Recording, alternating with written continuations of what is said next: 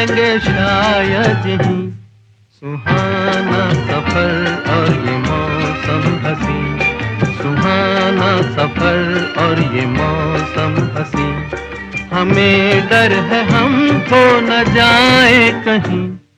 सुहाना सफर और ये मौसम हसी, सुहाना सफर और ये मौसम हसी। मुझे एक बार जाने दो, अब ना रोको माँ के द्वार जाने दो। अब ना रोको माँ के द्वार जाने दो।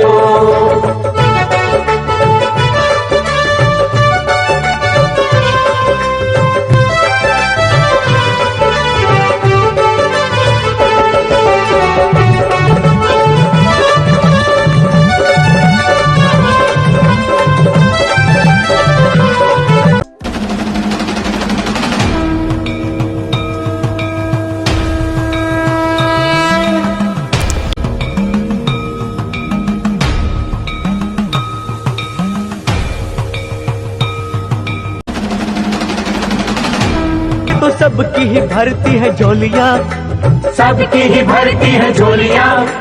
आया नहीं मैं अकेला देखने को माँ का मेला, आई लाखों भक्तों की टोलियाँ, आई लाखों भक्तों की टोलियाँ। इन भक्तों को संतों को भी दीदार पाने दो। सभी दोस्तों को इस नए ब्लॉग में नमस्कार। पिछले वीडियो में हम लोगों ने पोखरा का भ्रमण किया और अब आज हम पोखरा से मनकामना देवी मंदिर दर्शन के लिए प्रस्थान कर चुके हैं। रास्ते में आपको देख रहे हैं कितना सुंदर वातावरण है। अभी हाईवे निर्माणाधीन है, लेकिन जो मौसम है वो बहुत ही खूबसूरत है। हाईवे के दोनों तरफ ऊंचे ऊंचे पहाड़ हैं और पहाड़ में अटके हुए बादल इतनी खूबसूरती का दृश्य उपस्थित कर रहे हैं। नैनीताल अथवा मसूरी गए होंगे उत्तराखंड के, तो आपने देखा होगा कि वहाँ पे बादल जो हैं वो पर्वतों के बीच में आकर के फंसे रहते हैं और उनके बीच में गाड़ी ड्राइव करना एक सुखद अनुभूति होती है। आप देख रहे हैं कि पोखरा जो है वो भी एक बहुत अच्छा स्थान था और पोखरा से लगभग 94 किलोमीटर आगे काठमांडू की तरफ जाते समय रास्ते में एक हमारा बहुत विश्व प्रसिद्ध मंदिर है नेपाल का मनकामना मंदिर। मनकामना मंदिर नेपाल का अत्यंत प्रसिद्ध और पवित्र हिंदू शक्तिपीठ है। यह गोरखा ज़िले में एक ऊंची पहाड़ी पर, जिसकी ऊंचाई लगभग 1300 मीटर है, उसके ऊपर स्थित है, जिसके आज हम लोग दर्शन करेंगे। पोखरा से काठमांडू जाते समय लगभग 94 किलोमीटर यात्रा करने पर आबू खरैनी नामक एक कस्बा पड़ता है, पुल पड़ता है। उस पुल को क्रॉस करते हैं और आबू खरैनी तिराहे से गोरखा रोड पर 2 किलोमीटर चलकर एक नदी का पुल पार करना पड़ता है और पुल के दाहिने ही शॉर्टकट वाला रास्ता शुरू हो जाता है, जो कि कच्चा है, बहुत ही डेंजरस है। अधिकांश पब्लिक जो है वो रोप वे के माध्यम से यात्रा करते हैं, लेकिन कुछ एडवेंचरस यात्री जो खुद हैं और वहाँ के लोकल जो निवासी लोग हैं शॉर्टकट वाला रास्ता ही चुनते हैं और इसी रास्ते से किराए वाली गाड़ियाँ, वैन वगैरह चलती हैं। पहली बात तो यह है कि छोटी गाड़ियाँ वहाँ कामयाब ही नहीं हैं, क्योंकि रास्ता बहुत पथरीला है। सुहाना सफर और ये मौसम हसी, सुहाना सफर और ये मौसम हसी। हमें डर है हम खो न जाए कहीं। सुहाना सफर और ये मौसम हसी।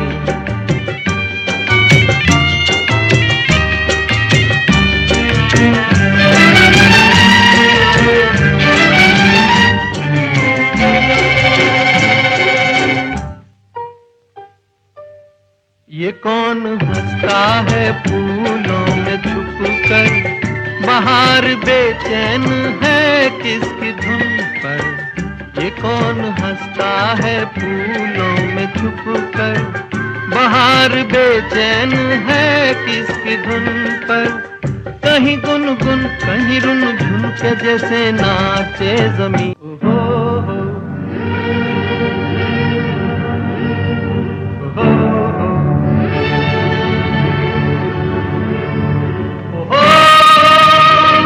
मनकामना मंदिर जाने के लिए दो रास्ते हैं, एक तो बाई रोड है और दूसरा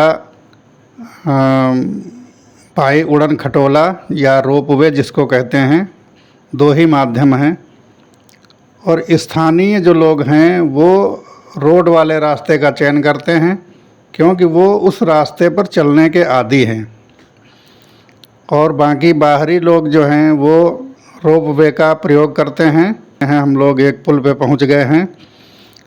ये आबू खरैनी कस्बा है, वहाँ का एक पुल पड़ता है और इस पुल को क्रॉस करने के बाद दाहिने तरफ एक कच्चा रास्ता यहीं से मुड़ा हुआ है। हम लोग अब दाहिने तरफ मुड़ेंगे और यही रास्ता यहाँ के स्थानीय लोगों ने शॉर्टकट के रूप में मंदिर तक पहुँचने के लिए सबसे अच्छा मार्ग बताया है। और भी रास्ते हैं, वो काफ़ी लंबे हैं, लगभग 21-22 किलोमीटर का रास्ता पड़ता है, लेकिन ये रास्ता सबसे शॉर्टकट है, लगभग 8 किलोमीटर का है, लेकिन बहुत ही डेंजरस है। और जिन लोगों ने पहाड़ पे गाड़ी न चलाई होगी वो इस रास्ते पर अपनी गाड़ी को नहीं चला पाएंगे। आप देख रहे हैं किस तरीके से पहाड़ को काट कर ये सकरा सा रास्ता सिंगल रोड बनाया जा रहा है। अभी निर्माणाधीन ही है, कहीं कहीं कच्चा है तो कहीं कहीं आरसीसी का रोड डाला जा रहा है। और दाहिनी तरफ देख रहे हैं कि कितनी गहरी नदी के किनारे किनारे रास्ता है, बहुत खाई है गहरी।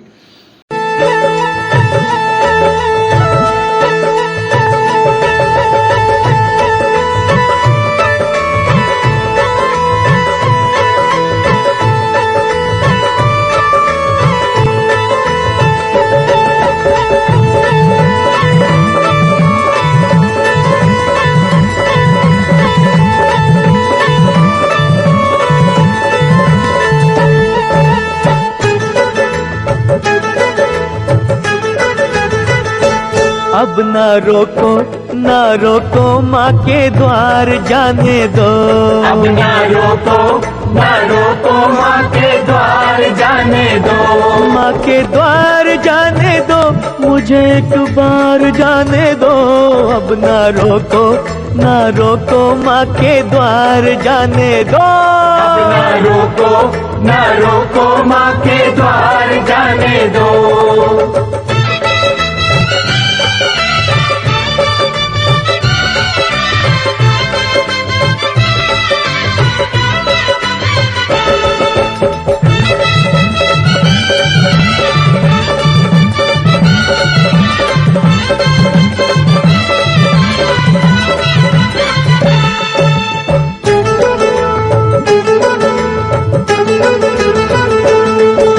दर्शनों की आस मुझे जाना माँ के पास, मुझे जन्मों की प्यास बुझाने दो। जन्मों की प्यास बुझाने दो। दाती माँ के चरणों में स्वर्ग जैसे भवनों में मुझे भी ये शीश झुकाने दो। मुझे भी ये शीश झुकाने दो। अम्बे रानी महारानी का मुझे प्यार पाने दो। दोस्तों आप देख रहे हैं किस तरीके का पथरीला मार्ग है और बिल्कुल सिंगल मार्ग है। अगर कोई सामने से वाहन आ जाता है तो गाड़ी को एक निश्चित स्थान पर जहां पर पास देने की व्यवस्था हो वहां रोक करके गाड़ी को पास दिया जाता है। और पहाड़ के बीच बीच में कहीं कहीं रास्ते में कुछ आबादी है, गांव पड़ते हैं। और आप सामने देख रहे हैं कि घाटी में बादल जो हैं वो काफ़ी नीचे दिखाई पड़ रहे हैं। इसका मतलब है कि हम लगभग 1000 मीटर लगभग ऊपर पहाड़ पर आ चुके हैं और शीघ्र ही हमारे सामने हमारी मंजिल होगी। इस रास्ते से केवल साहसी पर्यटक एवं स्थानीय निवासी अपने वाहन से यात्रा करते हैं। यहाँ कुछ दैनिक टैक्सियाँ भी चलती हैं स्थानीय लोगों को ढोने के लिए। वो पर्यटकों को इस रास्ते के द्वारा यहाँ पर पहुँचाते हैं। और ये दृश्य आप देख रहे हैं कि कितना ही मनोरम है। कितनी हाइट पर हम पहुंच चुके हैं और हमारे सामने बहुत सारे बादल जो हैं पहाड़ के बीच में फंसे हुए दिखाई पड़ रहे हैं। बिल्कुल कच्चा मार्ग है। स्थानीय गाड़ियां हैं वो बीच में रोक रोक करके इतनी मतलब हीट हो जाती हैं कि उनमें पानी डाल डाल करके उनको चढ़ाना पड़ता है। जैसा कि मैंने खुद देखा है, कई गाड़ी वाले मुझे रास्ते में मिले और उनकी गाड़ी हीट होने की वजह से कहीं किनारे पर रोक करके वो पानी डाल रहे थे जिससे इंजन को ठंडा किया जा सके। और अब ये हमारे सामने आ गया है यहाँ का मुख्य गांव। इस गांव से ऊपर माताजी का मंदिर स्थापित है। अभी दाहिने तरफ से रास्ता थोड़ी दूर और हमें चलना पड़ेगा जो कि सिंगल मार्ग है। तो हम मनकामना के गांव पहुंच चुके हैं। इस गांव से थोड़ा ऊपर चढ़ाई करने के बाद अब हम मंदिर के सामने पहुंच गए हैं। अब इस गली में प्रवेश करते हैं। अब यहाँ से दोनों तरफ मार्केट शुरू हो जाती है। दोनों तरफ दुकानें सजी हुई हैं।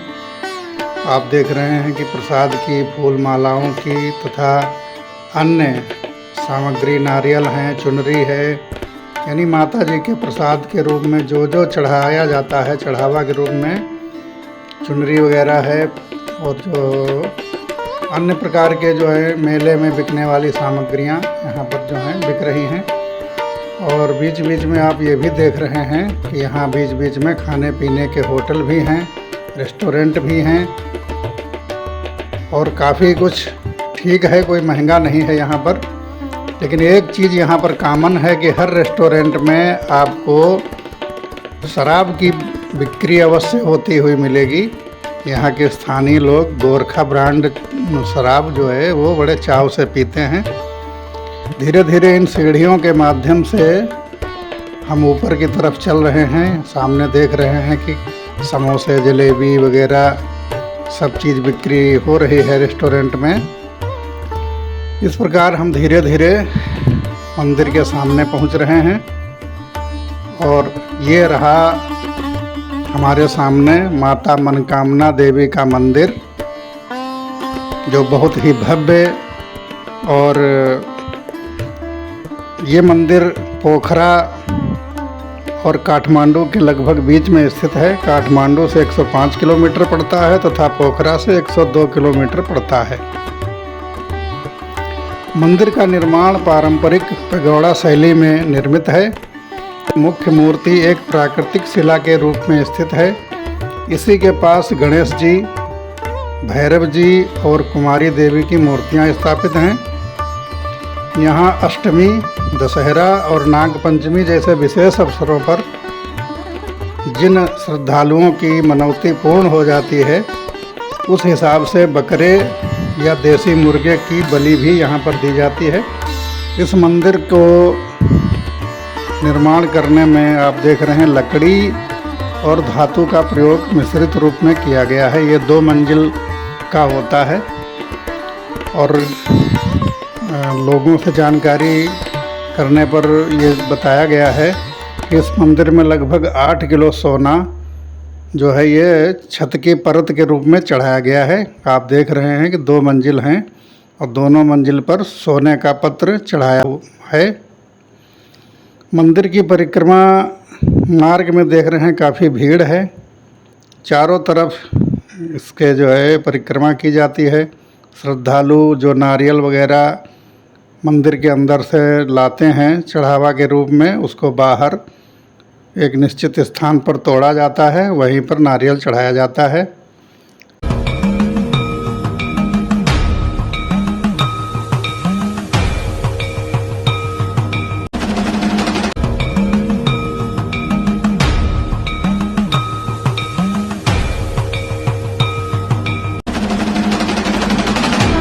और ये आप देख रहे हैं कि श्रद्धालुओं की बहुत लंबी लाइन लगी हुई है।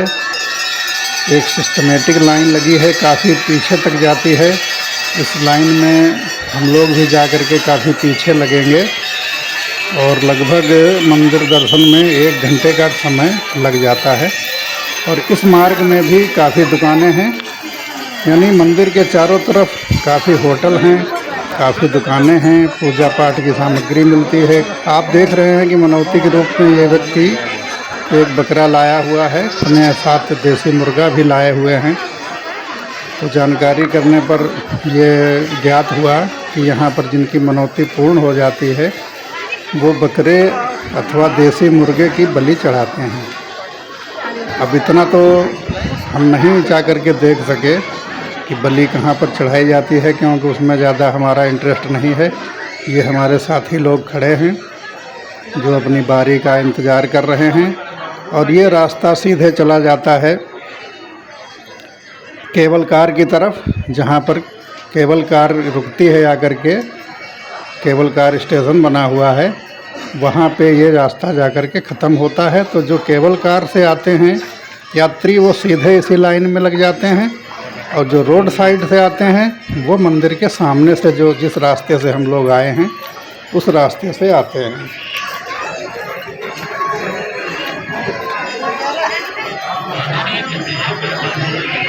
स्थान का नाम बताओ भाई। इस हिसाब से पूछो, उनका मालूम है, हम बोलो। मनोकामना मंदिर, नेपाल।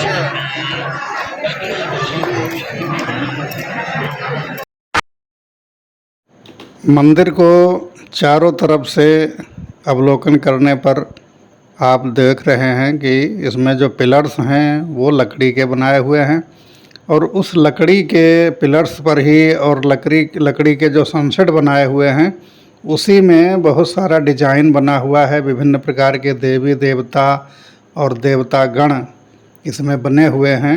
चारों तरफ जो है दुकानें हैं।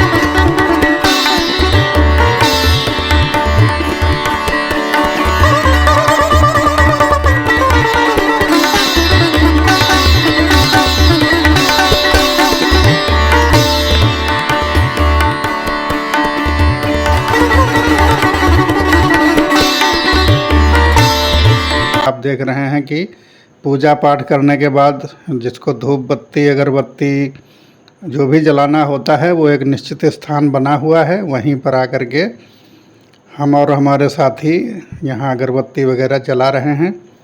बहुत ही सिस्टमेटिक है मंदिर में सब कुछ।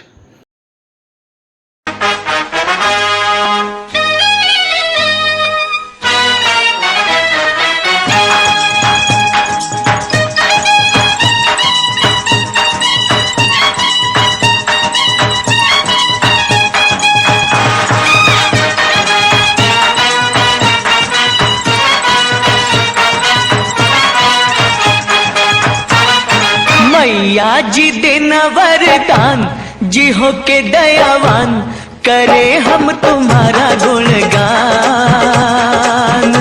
न रस्ते से भटके किसी को भी न खटके, रहे तेरे चरणों में सदा ध्यान। न रास्ते से भटके किसी को भी ना खटके, रहे तेरे चरणों में सदा ध्यान।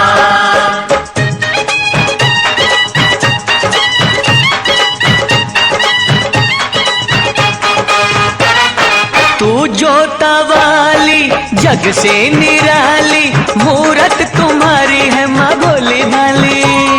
धर्म बचाने को पाप मिटाने को तुम ही बन जाती हो चामुंडा काली। तुम ही बन जाती हो चामुंडा काली। तेरा दिल सागर है ममता का माता, हाँ तेरा दिल सागर है ममता का माता। ये मंदिर के पश्चिम तरफ बहुत गहरी घाटी है जिसमें बहुत घना जंगल है, और उसमें मतलब 1300 मीटर की ऊंचाई पर इस समय हम खड़े हुए हैं, जहां से बादलों की सीमा नीचे रह जाती है और पहाड़ी ऊपर हो जाती है। वह दृश्य बहुत ही मनोरम लगता है। साथियों, जैसा कि मैंने शुरू में ही आप लोगों को जानकारी दी थी कि मनकामना मंदिर जाने के लिए दो रास्ते हैं, एक वाया रोड, दूसरा रास्ता केबल कार के माध्यम से ऊपर जाने के लिए है। अब हम चलते हैं केबल कार वाले रास्ते के ऊपर, जो कि काठमांडू की तरफ थोड़ा जब चलेंगे लगभग 3-4 किलोमीटर, उसी के बाद बाएं हाथ पर हमको ये मनकामना देवी केबल कार वाला गेट दिखाई पड़ता है, जो कि काफ़ी खूबसूरत और बढ़िया केबल कार के गेट तक। तो हम धीरे धीरे पहुंच रहे हैं केबल कार के, जहां पर केबल कार का ऑफिस बना हुआ है। आप देख रहे हैं नीचे की तरफ ढलान काफ़ी है और हम उतरते हुए ये सामने की तरफ हमें गेट दिखाई पड़ रहा है, जहां हम पहुंचकर अपनी गाड़ी को पार्क करेंगे। दोस्तों, ये सामने देख रहे हैं कि हम लोग पार्किंग एरिया में आ गए हैं और अपनी गाड़ी यहीं पे पार्क करके, जिसका कि चार्ज 30 रुपये घंटा है, और अगर पूरी नाइट के लिए आप खड़ी करते हैं तो 150 रुपया है। और ये हम टिकट घर के सामने पहुंच गए हैं। टिकट घर के बारे में मैं बता रहा हूं कि 840 रुपया आने जाने का दोनों तरफ का किराया लिया जाता है। और यहाँ टिकट लेने के पश्चात हम लोग काउंटर पे जा कर के चेक इन करते हैं। वहाँ पर हमारा जो सिक्योरिटी जांच होती है, पूरी परिचय पत्र, आईडी कार्ड वगैरह दिखाया जाता है। उसके बाद हम लोग अंदर प्रवेश करते हैं। उसके बाद यहाँ पर विद्यार्थियों के लिए अगर आई कार्ड वगैरह वो दिखाते हैं तो कुछ उसमें छूट भी दी जाती है। यहाँ सारा टिकट वगैरह स्कैन करने के बाद हम लोगों को एंट्री मिल जाती है। और काफ़ी सुंदर यहाँ पर बैठने की व्यवस्था बनाई गई है, जिस तरीके से मेट्रो स्टेशन में आप लोगों ने देखा होगा, बैठने की जगह और एंट्री के लिए आउट और इन दोनों तरीके की व्यवस्थाएं होती हैं। उस तरीके का वेटिंग रूम वगैरह यहाँ पर काफ़ी खूबसूरत बनाया हुआ है। और सामने आप देख रहे हैं कि एक ट्रॉली लगी हुई है, जिसमें लगभग 4 से 6 लोगों को बिठाया जाता है। फिर वहाँ कैमरे वाला एक कैमरामैन वहाँ पे खड़ा रहता है, जो कि कैमरे से उस ट्रॉली में बैठे हुए सभी लोगों की एक फ़ोटो खींचता है। फ़ोटो खींचने के बाद उसमें से जो स्लिप निकलती है वो ट्रॉली के अंदर डाल देता है। इसी प्रकार से क्रम जारी रहता है कि कोई भी सवारी, कोई भी पर्यटक जो जा रहा है, उसकी पूरी एंट्री विधिवत होती है। यहाँ पर किसी प्रकार की कोई हीला हवाली नहीं है कि आप बैठे और चले गए, कोई मिसिंग हो गया, कोई कुछ हो गया। जितने लोग जाते हैं उनकी फ़ोटो और उनकी आईडी वगैरह विधिवत रखी जाती है। और अब हम ट्राली में बैठ करके ऊपर से देख रहे हैं कितना हरे भरे पहाड़ आपको दिखाई पड़ रहे हैं। कुछ वहाँ की सीमेंट की कंपनियाँ हैं या और भी कंपनियाँ हैं, बड़ी बड़ी होर्डिंग अपना प्रचार करने के लिए लगाए हुए हैं। और नीचे देख रहे हैं कि कितने ऊंचे ऊंचे पिलर्स पे ये ट्रॉली चल रही हैं। केबल कार का रास्ता लगभग 12 मिनट से 15 मिनट का है, जिसके बीच में एक नदी पड़ती है जो काफ़ी गहराई में है। और ट्राली में बैठ करके ये दृश्य जो है, जो आप देख सकते हैं, वो किसी दूसरे माध्यम से देख पाना संभव नहीं है, अथवा आप ड्रोन का सहारा लें। लेकिन केबल कार की जो यात्रा है वो बहुत ही रोमांचक है, बहुत ही प्राकृतिक सुंदरता को निहारने का एक बहुत बढ़िया माध्यम है। बड़े बड़े जंगल हैं, छोटे छोटे पेड़ के रूप में दिखाई पड़ते हैं, और ऊपर से बहती हुई नदी, और पीछे आपका जो जहाँ से आपने स्टेशन से केबल कार पर सवार हुए थे, और पार्किंग की गाड़ियाँ बहुत छोटी छोटी यहाँ से दिखाई पड़ती हैं। अब सामने की ओर देखते हैं। सामने की ओर काफ़ी ऊंचे पहाड़ हैं, जहाँ पे जंगल हैं। ट्राली की स्पीड बहुत अच्छी रहती है, अधिक समय नहीं लगता है, और जो दृश्य ट्राली में बैठ करके आपको दिखाई पड़ता है, उस दृश्य का तो वर्णन ही नहीं किया जा सकता है कि कितना खूबसूरत है। कितनी हाइट पर है ये पहाड़ कि वहाँ से सारा सीन दिखाई पड़ता है। अब हम पहुँच गए हैं स्टेशन पर, मनकामना मंदिर, जहाँ पे आप देख रहे हैं केबल कार का यहीं पे स्टॉपेज हो जाता है। मंदिर दर्शन के पश्चात हम वापस इसी केबल कार से यहीं पे आते हैं। आप देख रहे हैं कि कितनी लंबी लाइन लगी हुई है। जिस प्रकार से जाने वालों की भीड़ होती है उसी प्रकार से वापस आने वालों की भी भीड़ होती है। काफ़ी लंबी लाइन लगती है, वेटिंग करना पड़ता है। उसके बाद आपका नंबर आता है और वापसी में भी वही सीन आपको काफ़ी खूबसूरत दृश्य उपस्थित करते हैं कि दोनों तरफ हरे भरे जंगल और बीच में केबल कार का रास्ता बहुत ही सुंदर लगता है। उम्मीद है आप लोगों को माता मनकामना का दर्शन बहुत अच्छे से हो गए होंगे।